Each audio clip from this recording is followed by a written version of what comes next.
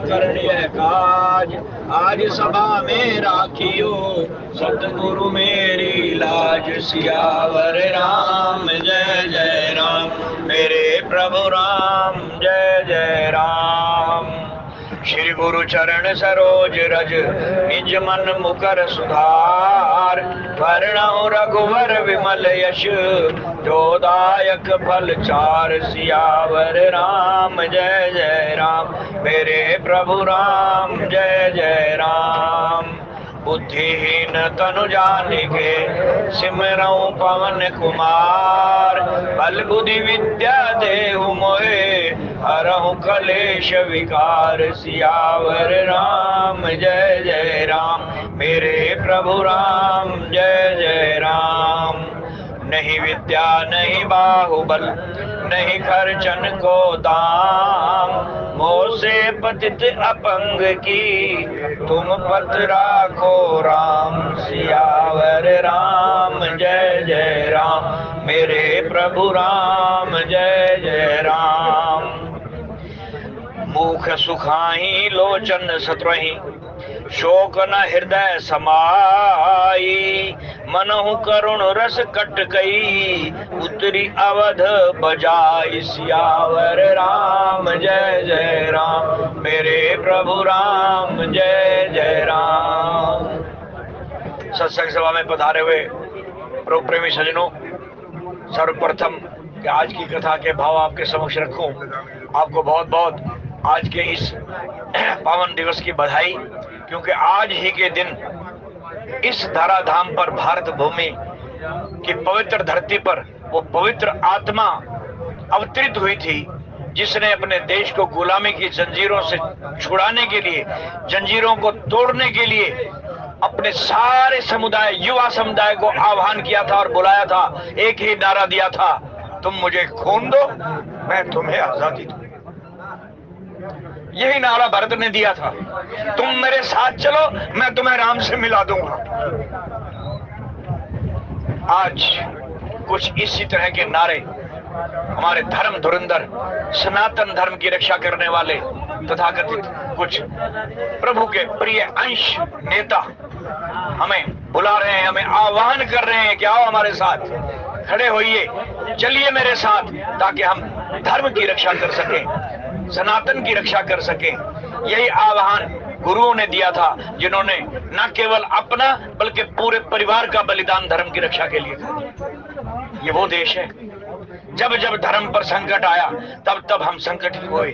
हमारे पार ब्रह्म परमेश्वर साक्षात स्थूल रूप धारण करके मनुष्य के रूप में आए, और उन्होंने भी इसी तरह का एक संगठन संगठित किया उस महाशक्ति के खिलाफ जिसने तीनों लोक जीत लिए थे।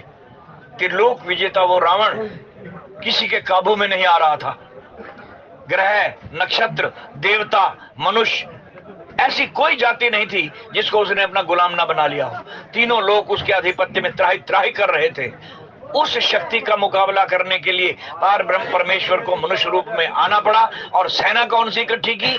वनवासी लोगों की, दलित लोगों की, जो दुखी थे, जिनके पास अपने हथियार तक नहीं थे, जिनके नाखून हथियार थे, दांत हथियार थे, ऐसे त्रसित लोगों को इकट्ठा किया। बानर, भालू, भील, कोल, किरात, इनकी सेना को इकट्ठा किया और उस महाशक्ति को ललकारा जिसका नाम था रावण। समय समय पर पिछले युगों में ऐसा होता आया है और इतिहास अपने आप को दोहराता है। इसी तरह आज की इस पावन जो है पुण्य तिथि पर एक पावन पवित्र आत्मा नेताजी सुभाष चंद्र बोस के रूप में इस भारत की पवित्र भूमि पर अवतरित हुई थी। और उसने भी जब देश के हालात देखे तो हम नौजवानों को ललकारा था, पुकारा था, अपनी शक्ति जगाओ, सोते मत रहो, देश को आजाद कराना है। लेकिन उस समय भी और उससे पहले के समय में भी जब ब्रह्म ने अवतार लिया तब भी विरोध हुआ, और जब वही अवतार त्रेता युग के अलावा द्वापर युग में हुआ तब भी विरोध हुआ। उस वक्त भी, त्रेता युग में भी सरस्वती ने इंद्र तक को कह दिया था, तेरी 1000 आंखें होते हुए भी तो अंधा है, तुझे वो शक्ति दिखाई नहीं दे रही जो तुम लोगों की रक्षा के लिए आई है।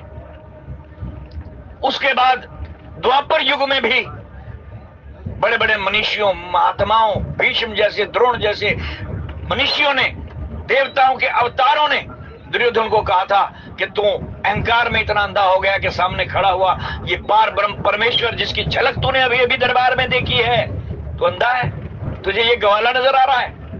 और आज भी वही हो रहा है, आज इस कलयुग में भी वही हो रहा है। तीनों युगों का मैं संक्षिप्त उदाहरण देता जा रहा हूं। कलयुग में भी यही हुआ। हमारे देश के वो नौजवान युवक जो 20-22 साल की उम्र में फांसी के तख्तों पर चढ़ गए, जिन्होंने सब कुछ त्याग किया, महात्याग करके देश की इस बिखरी हुई शक्ति को इकट्ठा करके उस महाशक्ति को यहां से खदेड़ा,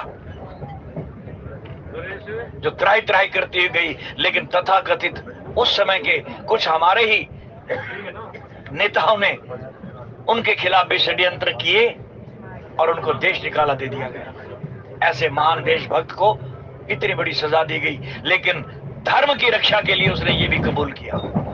कई साल तक वो देश से जाने के बाद भी जीवित रहे, लेकिन आखिरकार गुमनामी का जीवन जीते हुए इस धराधाम से अपने लोक को, अपने उस परलोक को चले गए। ये है उनकी कुर्बानी। आज उस महान आत्मा को भावभीनी श्रद्धांजलि हम दे रहे हैं कि भगवान उनकी आत्मा को वो जहां भी हो, जिस लोक में हो, पुण्य लोक में होंगे वो, उनका स्थान तो ईश्वर के चरणों के सिवाय और कहीं हो ही नहीं सकता, क्योंकि स्वयं भगवान कह रहे हैं कि हत्वा तु भोक्ष से स्वर्गम जित्वा भोक्ष से महिम तस्मात् उत्तिष्ठ कौन्तेय युद्धाय कृत निश्चय। ये भगवान के का बाणा है कि अगर तू धर्म की रक्षा के लिए, देश की रक्षा के लिए मर भी गया तो स्वर्ग में तेरी सीट रिजर्व है, स्वर्ग का सुख भोगेगा, और जीत गया तो पृथ्वी का सुख भोगेगा। लेकिन इस महान नेता को भले ही हमें आजादी दिलाने के बाद आजादी का सुख प्राप्त ना हुआ हो, सुख इसका जो है जित्वा तो भोक्ष से स्वर्गम, हत्वा तो भोक्ष से स्वर्गम जित्वा भोक्ष से महिम, धरती का सुख भले ही भोगना नसीब ना हुआ हो, लेकिन हमारी आत्मा कह रही है कि वो स्वर्ग का सुख जरूर भोग रहा है। वो महान आत्मा आज स्वर्ग में बैठी हुई आज अपने इन बच्चों को खुशी से झूमते हुए जब देखती होगी, जब इनकी जबानों पर ताले लग गए थे, खुल करके ये अपने रामायण, महाभारत, गीता इत्यादि नहीं पढ़ सकते थे, आज इनको जब पढ़ते हुए, सुनते हुए देखते होंगे तो वो आत्माएं प्रसन्न होती। तो आइए आज के इस प्रसंग की ओर। आज का भी प्रसंग कुछ ऐसा ही है कि वो पार ब्रह्म परमेश्वर जो कण कण में व्याप्त है, हर एक के अंदर मौजूद है। ममैवांशो जीवलोके सर्वभूता सनातन है कहने वाला कि ये जितने भी 84 लाख में उत्पन्न होने वाले शरीरधारी जीव हैं, कीड़ी से लेकर हाथी तक, मनुष्य से लेकर देवता तक, ये सब मेरे अंश हैं और इन सब के अंदर मैं बैठा हूं। सब मुझे प्रिय है, सब मम प्रिय, सब मम उपजाए। ऐसा कहने वाला वो पार ब्रह्म परमेश्वर जब धरती पर धर्म की रक्षा के लिए, मानव जाति के उत्थान के लिए, मानव जाति की रक्षा के लिए नाना प्रकार का स्वरूप धारण करके आता है, नाना प्रकार के स्वरूप धारण करके आता है, तो हम सब लोगों का आह्वान करके, इकट्ठा करके चलता है धर्म की रक्षा के लिए। भले ही वो किसी रूप में आकर के अपना प्रागट्य ना करे, अपने आप को छिपाए, धर्म की रक्षा के लिए वचन दिया हुआ है कि हम का हो के मरहि न मारे, नर वानर दो एक बारे। वो नर बन करके आया और साथ में वानरों की सेना इकट्ठी की, क्योंकि ये वरदान लिया गया था मरने वाले ने, उस महाशक्ति ने, कि मैं ईश्वर से भी ना मरूं, परमात्मा भी मुझे ना मार सके। लेकिन आया तो परमात्मा ही, लेकिन आया एक राजकुमार के रूप में, ताकि वो शक्ति इसको पहचान ना पाए कि ये मुझे मारने वाला जो व्यक्ति है ये मनुष्य है या परमात्मा है, ये न पहचान पाए। और नहीं पहचान पाया वो धोखा खा गया। हाँ, हमारे बीच में आदरणीय वर्मा जी आ चुके हैं और आदेश हुआ है कि आज, जैसा कि मैंने आपको सूचना दी, महान नेता सुभाष चंद्र बोस जी का आज अवतरण दिवस है, उसके उपलक्ष्य में चंद शब्द बोल करके हमें कृतार्थ करेंगे, उनके बारे में बताएंगे, उसके बाद कथा को आगे बढ़ाएंगे। आइए वर्मा जी।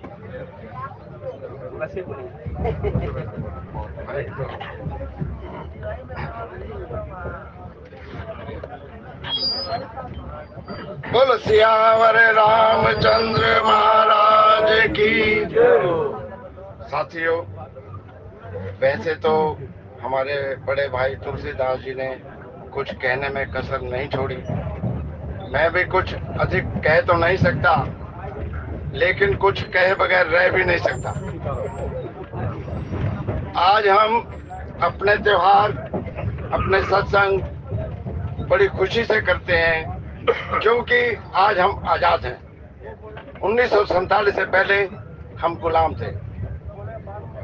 मैं तो यही कहूंगा, जहां प्रतिदिन सत्संग करते हैं, उन क्रांतिकारी वीरों को भी याद रखना चाहिए जिन्होंने हमें आजादी दिलाई। अंग्रेजों से मीठी मीठी बातें करने से हमें आजादी नहीं मिली।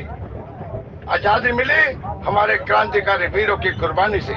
यदि हमारे क्रांतिकारी वीर नेताजी सुभाष चंद्र बोस, चंद्रशेखर आजाद, शहीद आजम सरदार भगत सिंह, सुखदेव, राजगुरु जैसे क्रांतिकारी वीरों ने कुर्बानी ना दी होती, हम आज भी अंग्रेजों की गुलामी की जंजीरों में जकड़े होते। लेकिन अफसोस, अब भाई कुछ गद्दार लोग या कुछ गद्दार देश भारत को बुरी नजर से देखने की कोशिश करते हैं। उन्हें चेतावनी है, आंखें फोड़ दी जाएंगी। ईंट का जवाब पत्थर से और गाली का जवाब गोली से देने के लिए तैयार है। और चेतावनी है, ये मत समझो कि हिंदुस्तान की तलवार सोई है। ये मत समझो कि हिंदुस्तान की तलवार सोई है। ये मत समझो कि जीवित नांग की फुंकार सोई है। फिरंगी से जरा पूछो कि हिंदुस्तान कैसा है, कि हिंदुस्तानियों के रोष का तूफान कैसा है।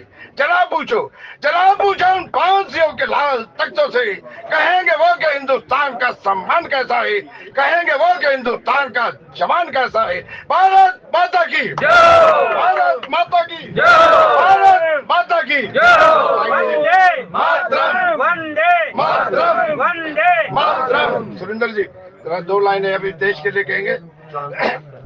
जा डाल डाल पर सोने की चिड़िया करती है बसेरा, वो भारत देश है मेरा, वो भारत देश है मेरा। जा डाल डाल पर सोने की चिड़िया करती है बसेरा, वो भारत देश है मेरा, वो भारत देश है मेरा।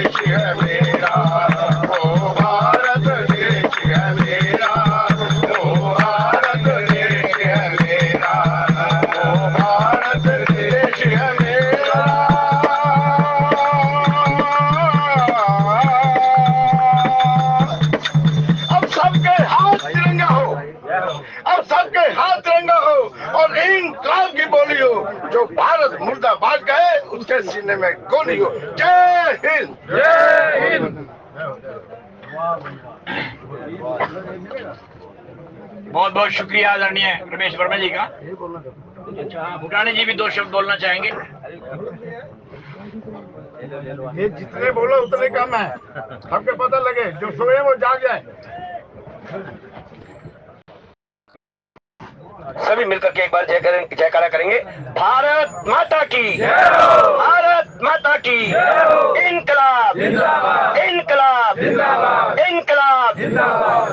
शहीद भगत सिंह, राजगुरु, सुखदेव, जब इनको फांसी के तख्ते पर लेकर के जाया जा रहा था ना, तो रास्ते में ये नहीं कह रहे थे कि वो डर नहीं रहे थे, घबरा नहीं रहे थे, अपितु ये सोचकर चल रहे थे कि हम जहां पर जा रहे हैं ना, हमारे शहीद होने के पश्चात इस देश की मिट्टी के अंदर जो नौजवान है वो जागेंगे और इस आजादी को और जल्दी से जल्दी लाने का प्रयत्न करेंगे।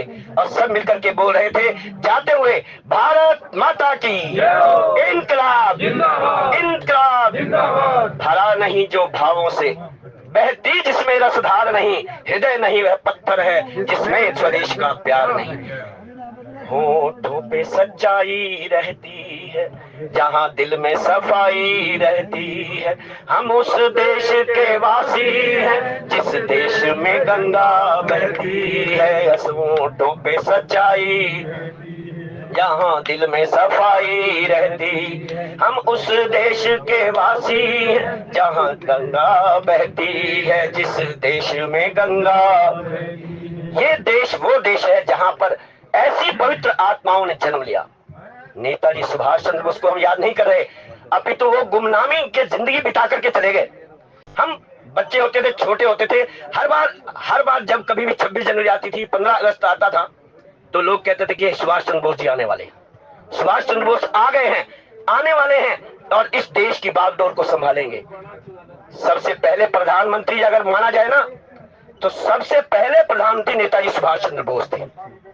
1945 के अंदर जब उन्होंने आजाद हिंद फौज की स्थापना की और एक अपना अलग देश भारत को आजाद कराने के लिए उन्हें जब बीड़ा उठाया, तो उस समय 9 देशों ने उनकी इस सरकार को मान्यता दे दी थी। 9 देशों की सरकारों ने इस देश को मान्यता दी और पहले प्रधानमंत्री के रूप में उन्होंने झंडा फहराया था गोवा के अंदर।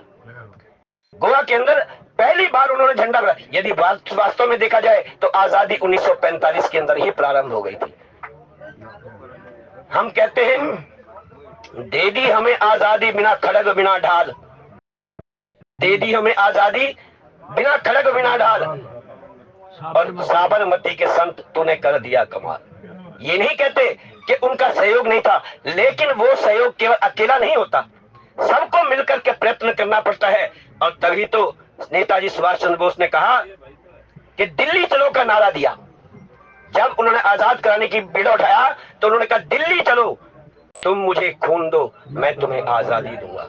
ये उस देश के वासी हैं, उस परमात्मा की कृपा से आज उस पवित्र आत्मा की, अरे वो तो ऐसे थे कि सबको धोखा देते हुए सिंगापुर, जर्मनी और वहां पर जाकर के उन्होंने आजाद हिंद फौज के गठन किया और वहां से ही अपना वो प्रारंभ किया, देश को आजाद कराने का बीड़ा उठाया।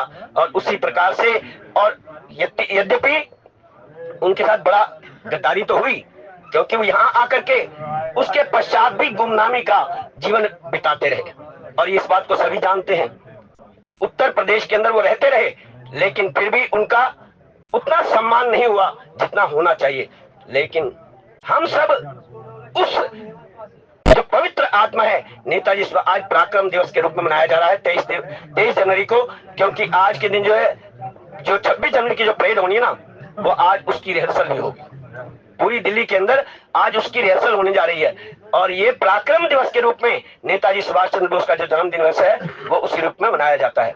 आइए सभी मिलकर के एक बार जयकारा लगाएंगे, सब मिलकर के, क्योंकि सबके सब जो यहाँ पर बैठे हैं वो क्रांतिकारी हैं। हमारे वर्मा जी ने बड़े जोश के साथ सबको जगाया, ऐसा जोश भर दिया कि लगा कि हाँ, आज उस आजादी के परवानों की आज याद की जा रही है, स्मरण किया जा रहा है। सभी मिलकर के एक बार जयकारा लगाएंगे, भारत माता की, भारत माता की, भारत माता की, वंदे वंदे वंदे, इनकलाब इनकलाब इनकलाब। ये इनकलाब की चिंगारी जो है, हम सब जो नौजवान हैं, जितने भी नौजवान हैं, उन सबके हृदय के अंदर जलती रहनी चाहिए और देश की आजादी के अंदर, देश के उत्थान के अंदर सबका सहयोग बना रहे। ऐसे प्रवचनों की प्रार्थना। बोले आनंद कंद भगवान आइए 2 शब्द हमारे चौहान साहब भी रखना चाहते थे, उन्होंने पहले ही कहा था।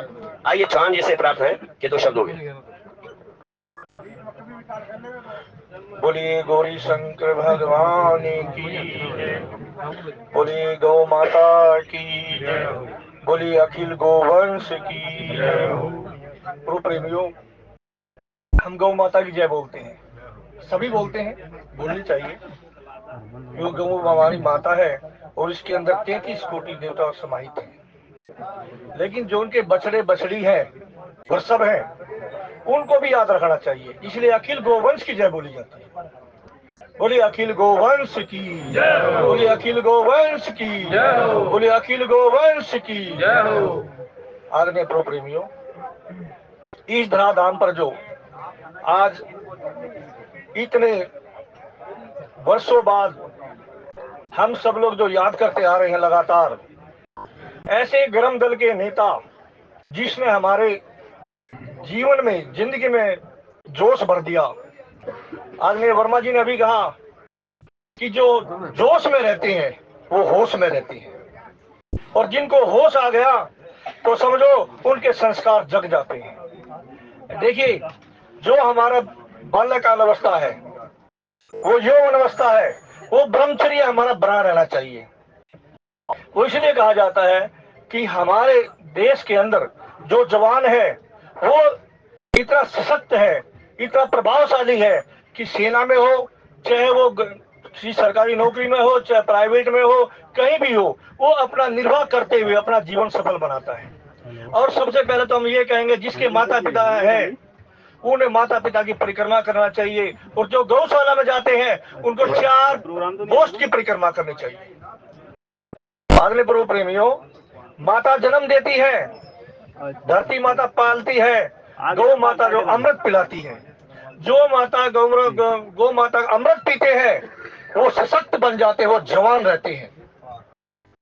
और मैंने एक संत से सुना भी था कि भाई जो हम सेविंग करते हैं, जो सुबह उठ करके दूध से जो सेविंग करते हैं, 2 चीज उनको मिलती है। एक तो क्रीम से छुटकारा मिलता है, जो क्रीम लगा करके दाढ़ी बनाते हैं उनसे सेविंग से उनका छुटकारा मिलता है। दूध से जो सेविंग करते हैं उनका चेहरा जो है चमकता है। दूसरा, उसकी दूध इतना पोषक है कि कहते हैं मिल्क इज कंप्लीट फूड, दूध जो है कंप्लीट फूड है। एक संत के माध्यम से सुना था हमने कि महाराष्ट्र से, पुणे से जो संत की मंडली आ रही थी, वो जो मंडली आ रही थी उसमें जो संत जमात चलती आ रही थी, तो बड़े महात्मा जी से कहा कि महाराज जी कुछ आप भी ले लो। बोले नहीं भाई, हम कुछ नहीं लेंगे। बोले कुछ तो ले लो महाराज। बोला हम तो दारोसन लेंगे।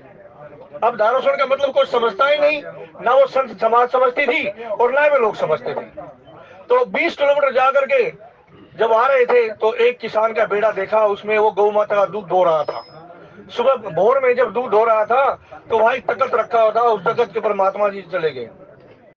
तथापि वहां किसान के पास कोई जाता फटकता नहीं था, जैसे दूध निकालता था कोई उसको देखता नहीं था।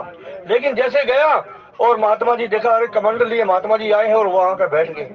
जैसे बोले बच्चा क्या कर रहे हो? बोले हम दारोसन कर रहे हैं। देखिए कहा बोला 20 किलोमीटर दूर, और कहा अगर प्रमाण हुआ 20 किलोमीटर दूर आगे एक बेड़े में जा किसान अपना दूध धो रहा था, और वो दारोसन क्या था, उसकी बाल्टी जो है उसके गोडों में थी, जमीन में बाल्टी नहीं टिकी थी, और वो दूध निकाल रहा था। दूध निकाल के जैसे लाया, महात्मा जी से प्रणाम किया, महात्मा जी दारोसन ले लो। महात्मा जी बोले हाँ बच्चा, इसलिए तो हम रुके हैं। उन्होंने सबको दारोसन दिया, और जैसे दारोसन लिया, प्रभु प्रेमियों जितने संत उनके बारे में बोला किसान ने, बाबा इनको भी दे दे। बोला हाँ दे दो। आज उन्होंने दिया तो एक संत महात्मा जी हैं, आज भी है, उन्होंने कहा कि भाई महाराज जी आगे चलेंगे, इनके थोड़ा सा दारोसन और ले लेते हैं, और वो दारोसन रख करके और हमें उसमें कमेंट में डालेंगे, महाराज जी को आगे पिला देंगे। देखिए महाराज जी ने क्या कहा, अंतर्मुखी है। बोले बच्चा कभी संग्रह नहीं करना चाहिए, देने वाला आगे है, आपकी नीयत साफ होनी चाहिए, आपका काम बढ़िया होना चाहिए। जैसे हमारे नेताजी गरम दल के नेता आदरणीय सुभाष चंद्र बोस जी, जो आज भी सबको याद करते हैं। देखिए ये हम सब लोग याद करते हैं, उनकी आत्मा कितनी प्रसन्न होगी। स्वर्गलोक में साकेत धाम में होते हुए भी वो देखते कि आज मेरे भारत देश के जवान मुझे याद करते हैं। कार्य ऐसे करो जो सबको अच्छा लगे और उस जो है उस कार्य को त्याग दो जिसमें बुराई आती हो। इसलिए राम राम रटते रहो जब लग घट में प्राण, कभी तो दीन दयाल के बनक पड़ेगा। बोल गौरी शंकर भगवान। शहीदों की चिताओं पर लगेंगे हर बरस मेले, वतन पे मिटने वालों का यही बाकी निशान होगा, यही बाकी निशान होगा। बोले भारत माता की जय हो। आइए आगे के प्रवाह को हमारे आदरणीय श्री तुलसीदास जी से प्रार्थना है, आगे के प्रवाह को चलाएं। आज सबके दिलों से यही एक नेक काम हो। हम सबकी तरफ से क्रांतिकारी वीरों को कोटि कोटि प्रणाम हो। बहुत अच्छे विचार हमारे इन पुरोधाओं से हम लोगों ने सुने, और एक से एक विद्वान मर्मज्ञ शास्त्रों के भी और राजनीति के भी, जिन्होंने अपने अपने विचार रख करके हमारा मार्गदर्शन किया। आने वाली युवा पीढ़ी ऐसे लोगों का सम्मान करे और इनसे कुछ सीखे। हमारे आने वाले नौजवान पीढ़ी को शायद ही जो आज 18 या 22 के बीच के हैं, विशेषकर इनको पता ही नहीं होगा सुभाष कौन थे, भूल चुके हैं। परसों की बात है, मैं शाम को पीएनजी में आ रहा था और पीछे वाले डिब्बे में कथा चल रही थी। विशेष उनका अनुरोध था कि आपको आना है और पिछले मंगलवार वाली कथा आपने पूरी करनी है। तो मैं गया तो वहां एक ऐसा ही 18 और 20 की उम्र का एक नौजवान लड़का बैठा था। इत्तेफाक से जो कथा चल रही थी उसमें जो उदाहरण दिए जा रहे थे वो गुरु घर के दिए जा रहे थे। तो मैंने गुरु गोविंद सिंह जी के परिवार का उदाहरण दिया, क्योंकि वो डब्बा आप सब लोग जो उस गाड़ी में आने वाले हैं जानते हैं कि वो नरेला तक आरती हो जाती है और लंबी से आरती शुरू हो जाती है। भाई इतना ही होता है, इससे आगे फिर या तो कोई भजन बोलने वाला हो या फिर अन्य चर्चाएं चल पड़ती हैं। कथा इतनी ही होती है। तो वो लड़के को जब मैंने, उसका पापा भी साथ बैठे थे, उनको जब मैंने ये कथा के दौरान ऐसे दृष्टांत दिए संक्षिप्त में, तो उन्होंने मुझसे पूछ लिया, अंकल जी जो ये आपने अभी गुरु गोविंद सिंह जी के बारे में, परिवार के बारे में बताया, क्या ये सच है? मेरी आंखों में आंसू तो उतर आए, लेकिन मैंने गिरने नहीं दिया। मैं कहा वाह, क्या समय आ गया कि मेरे बच्चों को पता नहीं है कि ये सच है या झूठ है। क्यों? क्योंकि ये चैप्टर इनके सिलेबस से हटा दिए गए हैं। सुभाष, भगत सिंह, राजगुरु, सुखदेव, गुरु गोविंद सिंह जी के साहबजादे, गुरु नानक देव जी, मीरा, सुभाष, इन भक्तों के चैप्टर इनको पढ़ने को नहीं मिलते, इनको कुछ और ही पढ़ाया जा रहा है। और दूसरा, हमारे देश की 3 ताकतें हैं, धन बल, भुजा बल, इन तीनों और सैन्य बल। इन तीनों ताकतों को विदेशियों ने एक षड्यंत्र के द्वारा निचोड़ के रखने की कोशिश शुरू कर दी है। नौजवानों को पागल बनाने के लिए, मिसगाइड करने के लिए हाथ में मोबाइल देकर के एडवर्टाइज के माध्यम से, मशहूरियों के माध्यम से इनको लूडो खेलने के लिए प्रेरित किया जा रहा है। धन का लालच दिया जा रहा है, खेलो और जीतो। आप सब लोग देख रहे हैं, ये हमारे साथ षड्यंत्र है। नौजवान पीढ़ी जिस शक्ति को देश की रक्षा में खड़ा होना चाहिए था, आज वो लूडो में गुम हो गया है, धन के लालच में। और हमारी किसान शक्ति को मिसगाइड किया जा रहा है। जय जवान जय किसान, इन दोनों के साथ भी अंतर्घात किए जा रहे हैं, इनको मिसगाइड किया जा रहा है। यद्यपि अगर किसान और जवान ना हो तो इस देश का कोई अस्तित्व ही नहीं है। ये हमारे देश की नींवें हैं, इन्हीं के भरोसे ये देश चल रहा है और पल रहा है। तो हमें अपनी इस युवा शक्ति को जगाना होगा। जैसे सुभाष जी ने आह्वान किया, तुम मुझे खून दो, हमें भी कहना होगा कि तुम लूडो का त्याग करो। ये जो गलत चीजें इसमें दिखाई जा रही हैं, इनका त्याग करो। इसमें सर्च करो उन देशभक्तों की कहानियां, जीवनियां, जिन्होंने धर्म के लिए कुर्बानियां दी। मैंने उस बच्चे को समझाया, मैंने कहा बेटा ये बिल्कुल सत्य है। उसके पिताजी भी बैठे थे साथ, उन्होंने कहा हाँ अंकल जी ने जो कुछ भी कहा है गुरु घर के बारे में ये हकीकत है, सत्य है। मैं अगर प्रमाण देखना चाहते हो तो थोड़ा सा राजपुरा, अंबाला से आगे राजपुरा, राजपुरा से आगे एक शहर है सरहंद, वहां चले जाना, आपको वो दीवार दिखाई देगी जिनकी कथा मैंने आपको सुनाई। दोनों बच्चे उस दीवार में चिनवा दिए गए थे, मासूम थे, 7 और 9 साल के। वो दीवार आज भी खड़ी है। सबूत मिल जाएगा कि ये सत्य है या झूठ है। हकीकत राय की कथा मैंने उसको सुनाई, जिसका नाम भी आज का नौजवान भूल चुका है।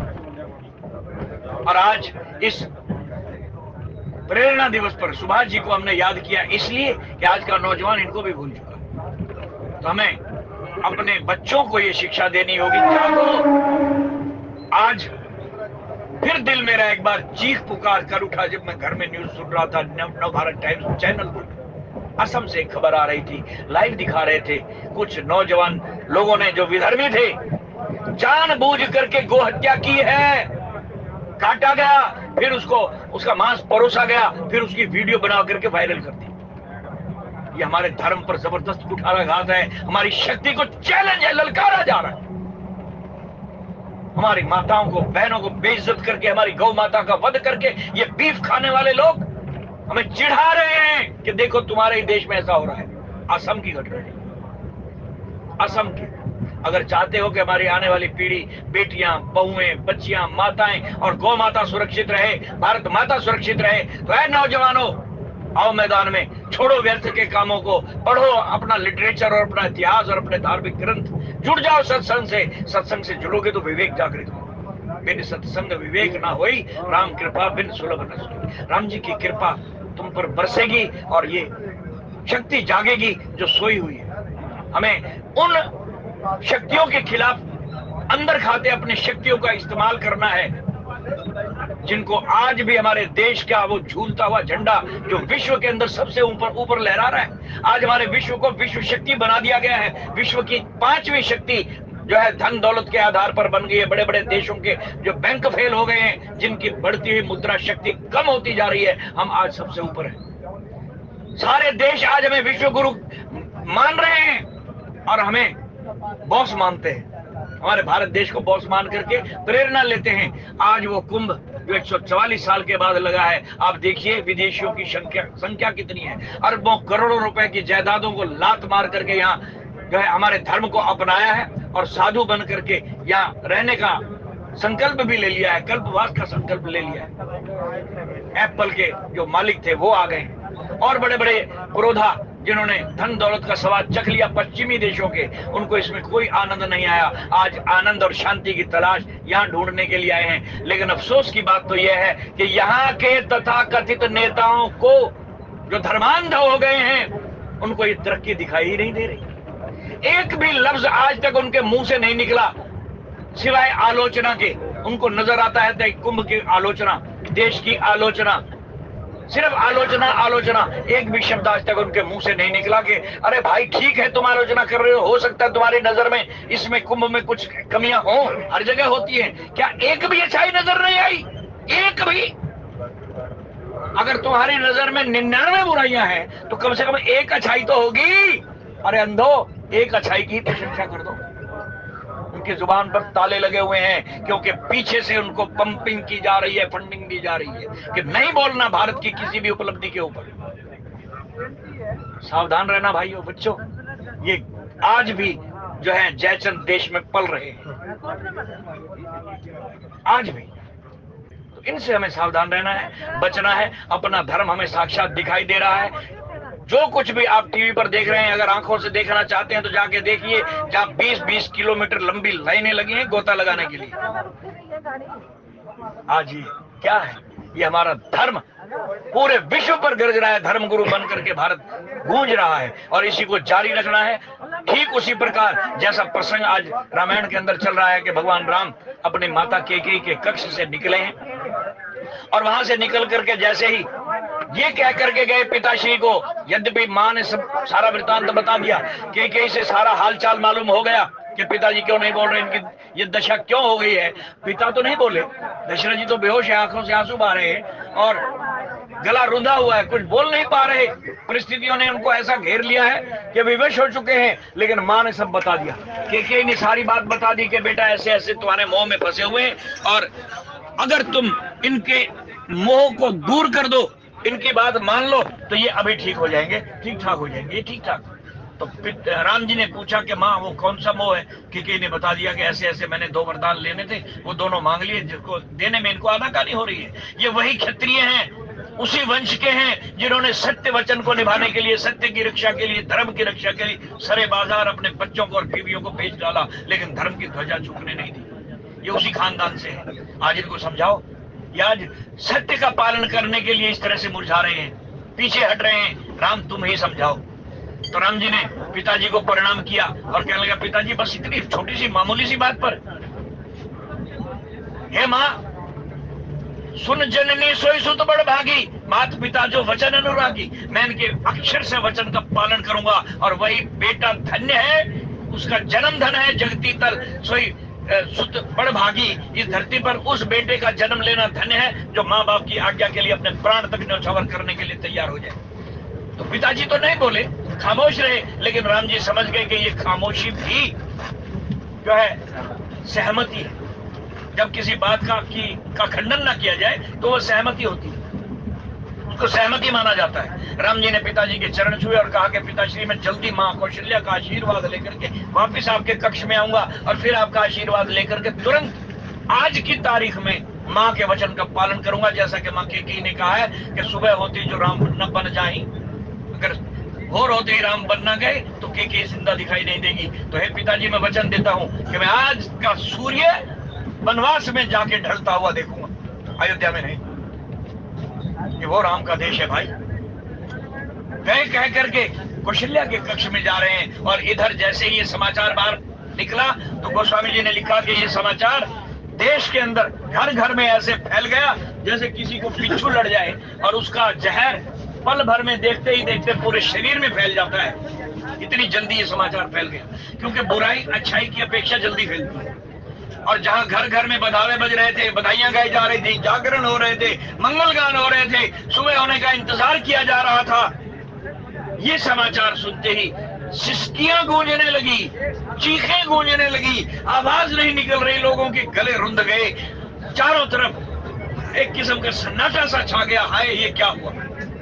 हम तो इंतजार में खड़े थे कि राम का अभिषेक देखेंगे, राम का राज तिलक देखेंगे, लेकिन ये अचानक क्या हो गया? एक दूसरे से पूछते हैं, अरे भाई ये क्या हो गया? गले रुंधे हुए हैं, कुछ कह नहीं पा रहे, सिर्फ यूं ही हाथ हिला देते हैं और आंसू बहा देते हैं। पता नहीं क्या हुआ, हाथ हिला देते हैं, एक दूसरे से पूछ रहे हैं और रो रहे हैं। ऐसा वातावरण बन गया।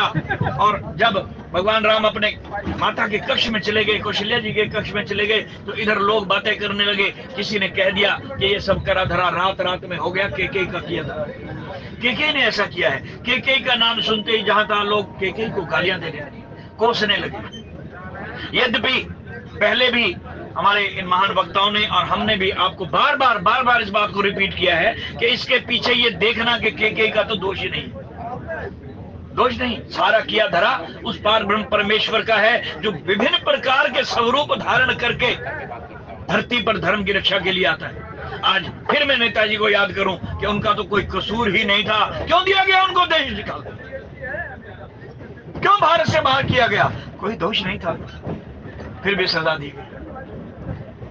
राम का क्या दोष था? सारी प्रजा कह रही है अरे केकई तो राम के साथ भरत से भी ज्यादा प्यार करती थी, फिर क्यों इसने ऐसा वचन मांग लिया? लेकिन इसके पीछे लीला वही है, करने धरने वाला वही कारण पार ब्रह्म परमेश्वर जो निरंजन निराकार है, जो ये कहता है कि ममैवांशो जीवलोके सर्वभूता सनातन है, ये सब जीव मेरे हैं और ये सारा नाटक मेरा है, ये लीला भी मेरी है। तो उसका हाथ है पीछे, उसने केकई को एक रोल दिया है कि मेरे इस नाटक में तूने ये रोल अदा करना है। वशिष्ठ जी ने इस बात की पुष्टि की उत्तरकांड में जाकर के कि हे ब्रह्म, आप निरंजन निराकार हो, कण कण में मौजूद हो, जर्रे जर्रे में आप व्यापे हुए हो लेकिन दिखाई नहीं देते, और धर्म की रक्षा के लिए आपने जो ये लीला की है, मनुष्य का रूप धारण करके आए हो, मुझे जो आपने रोल दिया था मैंने बाखूबी निभाया। यद्यपि आप सबके पिता हो, सारे संसार के बाप हो, और मैं आपसे अपने पैर धुलवाता रहा। गुरु कह रहे हैं आपसे मैंने पैर धुलवाए, पैर छुआए, ये मेरी दृष्टता थी, लेकिन क्योंकि मैंने आपके इस नाटक में रोल अदा करना था। अब रोल कोई बच्चा अगर कोई पिक्चर बनाए या नाटक बनाए और पिता को कहे कि आपने इसमें ये रोल करना है, मेरे बेटे का रोल करना है, तो बाप तो रोल कर रहा है भाई।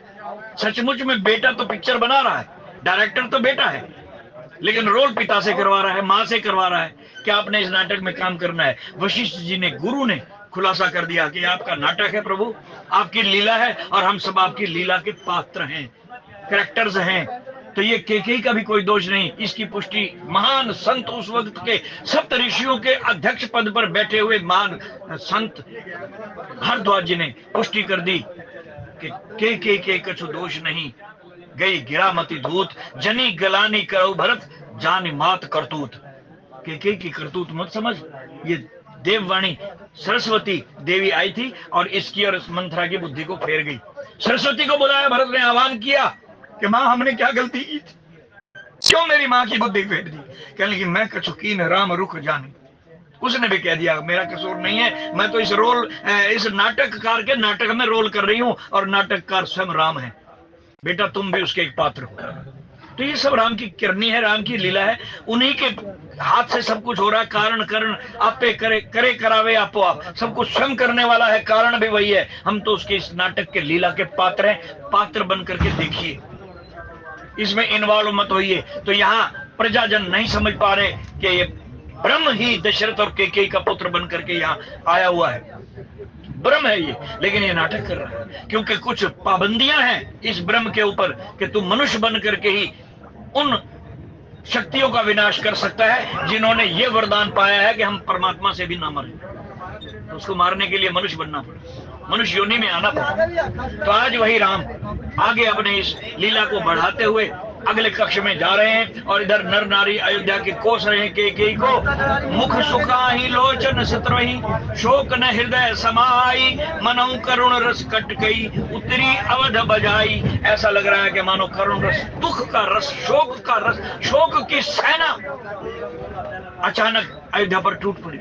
घर घर में आंसुओं की और सिसकियों की आवाजें आ रही हैं, आंसू दिखाई दे रहे हैं, कहीं भी जयकारा दिखाई नहीं दे रहा, कहीं भी राम नाम की महिमा सुनाई नहीं दे रही, कहीं कीर्तन सुनाई नहीं दे रहा। जिसके घर के बाहर जाओ अंदर से सिसकियों की आवाज आ रही है, रोने की आवाज आ रही है, और एक दूसरे से पूछ भी रहे हैं क्या हुआ क्या हुआ, किसी को पता ही नहीं। और क्या कह रहे हैं, सबके मुख सूखे हुए हैं, गले रुंध गए हैं, जवाब नहीं निकलता, अंदर से बोलना चाहते हैं, होंठ फड़फड़ाते हैं लेकिन बता नहीं पा रहे, एक दूसरे से पूछ रहे हैं। ये हालत हो गई अयोध्या की।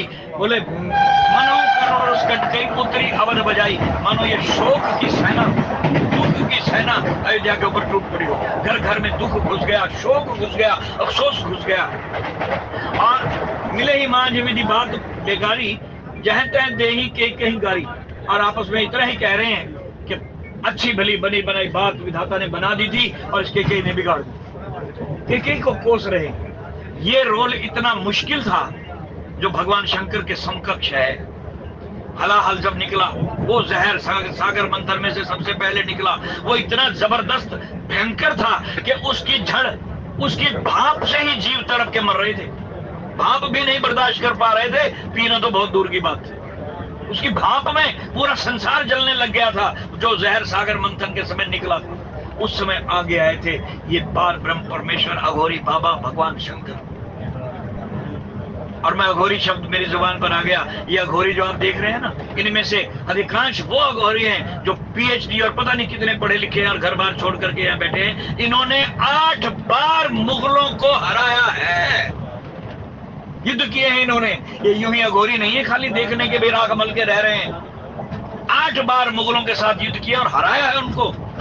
एक मुगल ने तो यहां तक हिमाकत कर डाली कि प्रयाग के अंदर जो अक्षयवट है, इसकी जड़ों में तेजाब और पता नहीं क्या क्या डाल करके इसको मिटाने की कोशिश की, जला दिया, पत्ते जला दिए गए। अघोरियों ने मुकाबला किया और देखते ही देखते वो चला गया कि तो जल गया, अब ये अक्षयवट होगा ही नहीं। लेकिन 2 ही महीने के अंदर वहां कपोले फूटने लगे, नए पत्ते आने लगे, उसकी जड़ देख नहीं पाया वो। और फिर उसी ने घोषणा की कि सनातन की जड़ें इतनी गहरी हैं कि इसको कोई उखाड़ नहीं सकता, ये वो सनातन है।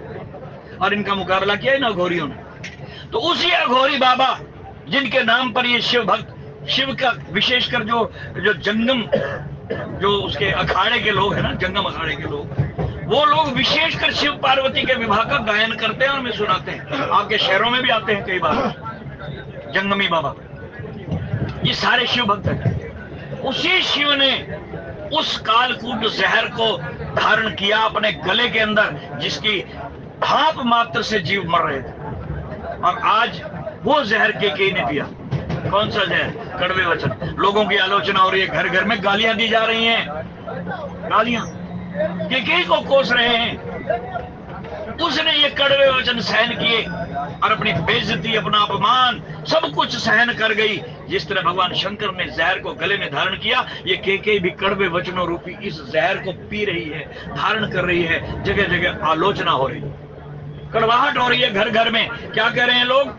मिले ही माज विधि बाज बेगारी, जह तह दे यही के कहीं गारी, यही पापनी बूझ का परे हुए। इस पापिन को क्या सूझा था जो बनी बनाई बात बिगाड़ दी? विधाता ने तो बात बना दी थी। आज हम नाचने गाने की तैयारियां कर रहे थे, नए नए वस्त्र हमने अपने पेटियों में से निकाल लिए थे कि आज पहनेंगे, नाचेंगे, गाएंगे। इसको क्या सूझा कि हमारे इस जो है बने बनाए बिगाड़ में कूद पड़ी और हमारा खेल बिगाड़ दी। ऐसे सब कह रहे हैं। इस तरह से केकई को गालियां दी जा रही हैं। जय तह दे ही केकई गारी, यही पापनी बूझ का परेऊ, छाई भवन पावुक धरेऊ। एक पापिन कह रहा है एक वर्ग, दूसरा वर्ग कह रहा है कि इसने तो वो काम कर दिया जैसे किसी की छान, छाई माने छान, छाया देने वाला वो मकान जिसको छान भी बोलते हैं, या पहले जो परालियों की छत बनाई जाती थी, ये ईंट पत्थरों की नहीं होती थी वो टाइम। और खेतों में तो आज भी आपको देखने को मिल जाएंगी, कई जगह कबीलों में छान डाली जाती है, मचान या छान, जिसके अंदर लोग रहते भी हैं, परिवार रहते हैं। ऊपर वो पराली की घास फूस की छान डाली जाती है, उसी का शब्द है छाई। कहते इसने तो छान के ऊपर आग रख दी। इसने तो वो काम किया जैसे किसी बसते हुए घर ने अपना छाया के लिए छान डाल रखी हो और इसने उस छान के ऊपर आग रख दी, यानी वो छाया हमारी जला के खाक कर दी। ऐसे कह रहे हैं लोग, के गालियां दे रहे हैं, पापिन कह रहे हैं। और क्या कह रहे हैं? बोले निज कर नयन काड़ी है दिखा और डारे सुधाविश चाहत चीखा। कहने लगे इस पापी ने तो वो काम कर दिया कि अपनी आंखें निकाल करके जगत को देखना चाहती है। राम इसकी आंखें हैं, इसकी ही नहीं सारे संसार की आंख है राम। और इसने वो काम किया कि कोई व्यक्ति आंख निकाल करके एक तरफ रख दे और फिर कहे कि मैं संसार देख लूं। इस पापिन ने तो वो काम कर दिया। कोई कह रहा है छान जला दी, कोई कह रहा है इस पापिन ने अपनी आंख निकाल करके जगत को देखने की कोशिश कर रही है, कोई कुछ कह रहा है। और डारी सुधाविश चाहत चीखा, अमृत का कलश डोल करके उसके बदले में जहर पीना चाह रही है। ऐसी अलग अलग लोग बात कर रहे हैं, कोई कुछ कह रहा है, कोई कुछ कह रहा है। जगह जगह इसकी आलोचना हो रही है और ये जहर पी रही है माता केकई। जैसे भगवान शंकर ने हलाहलकूट को कंठ में धारण किया, इसने कड़वे वचनों रूपी जहर को कंठ में धारण किया। और इसका फल भी क्या मिला कि जिस ब्रह्म के इस नाटक में इसने ये रोल अदा किया, वही ब्रह्म इसको वचन दे करके गया कि अगले जन्म में तेरे पेट से जन्म लूंगा, तेरा बेटा बन करके पैदा होऊंगा, तेरे गर्भ में आऊंगा। और कृष्ण बन करके आया और अपना वायदा निभाया द्वापर युग में। ये वो केकई है। इतना बड़ा फल मिला जो हजारों करोड़ों साल, 23,000 साल तक मां शत्रुपा ने तप किया है मनु जी महाराज के साथ बैठ करके। लेकिन इसको वो फल सिर्फ राम की लीला में रोल अदा करने से मिल गया।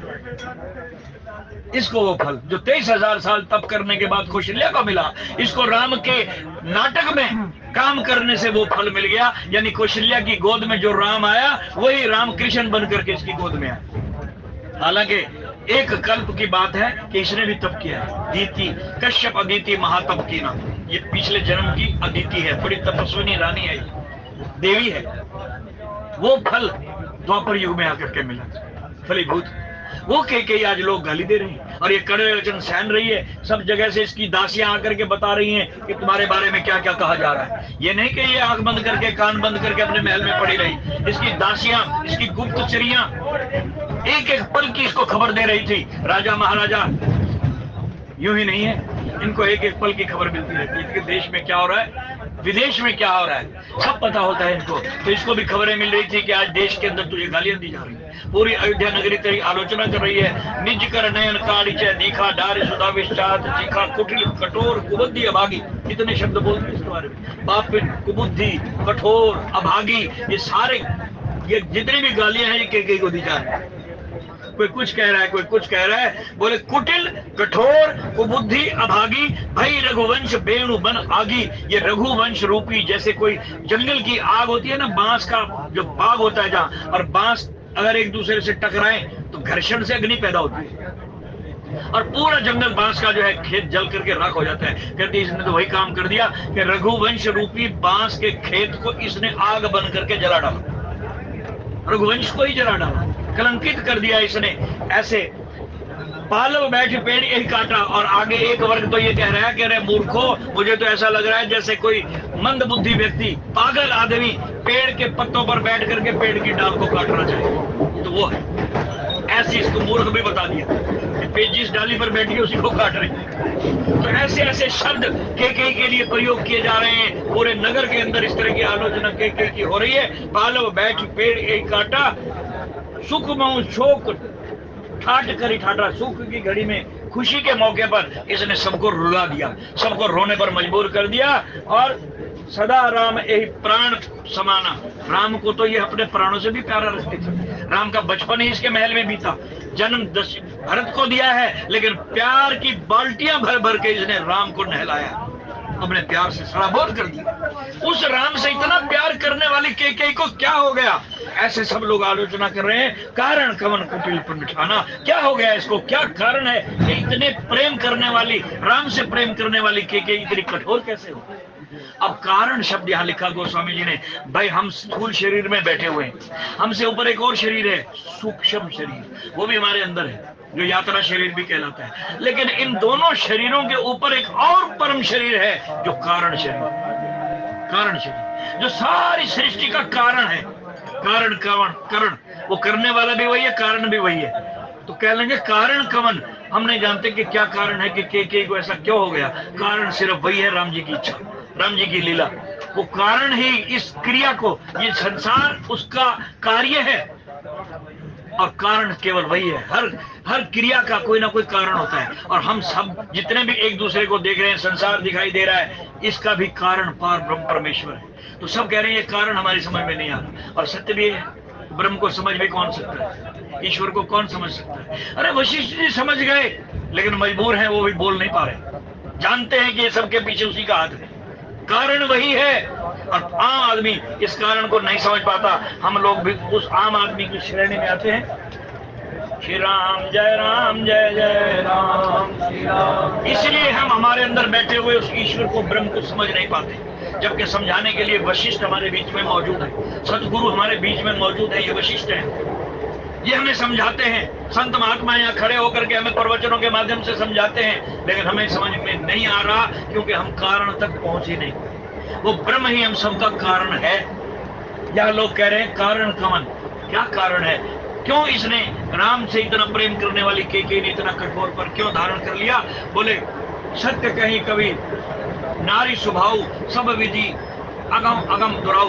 कवियों ने सही लिखी है कविताएं कि नारी का स्वभाव जाना नहीं जा सकता, नारी की चाल बड़ी टेढ़ी है, कोई पहचान नहीं सकता। कितना प्रेम करने वाली, महाराजा दशरथ को प्राणों से भी प्यारा मानने वाली, राम को प्राणों से प्यारा मानने वाली दशरथ और राम के साथ ऐसा खेल खेल जाएगी? ये नारी चरित्र है, और नारी चरित्र को कोई समझ नहीं सकता। इसलिए निज प्रतिबिंब बरक गई छाई, जाने न जाए नारी गति भाई। कोई अपनी परछाई को भले ही पकड़ ले, जबकि असंभव काम है। हमारी छाया, हमारी परछाई पकड़ में नहीं आती, पीछे पीछे चलती है, कोई नहीं पकड़ सकता। कहने अगर कोई ऐसा विद्वान पैदा हो जाए, वीर पैदा हो जाए कि अपनी परछाई को पकड़ ले, लेकिन नारी के चरित्र को कोई नहीं पकड़ सकता, कोई नहीं जान सकता।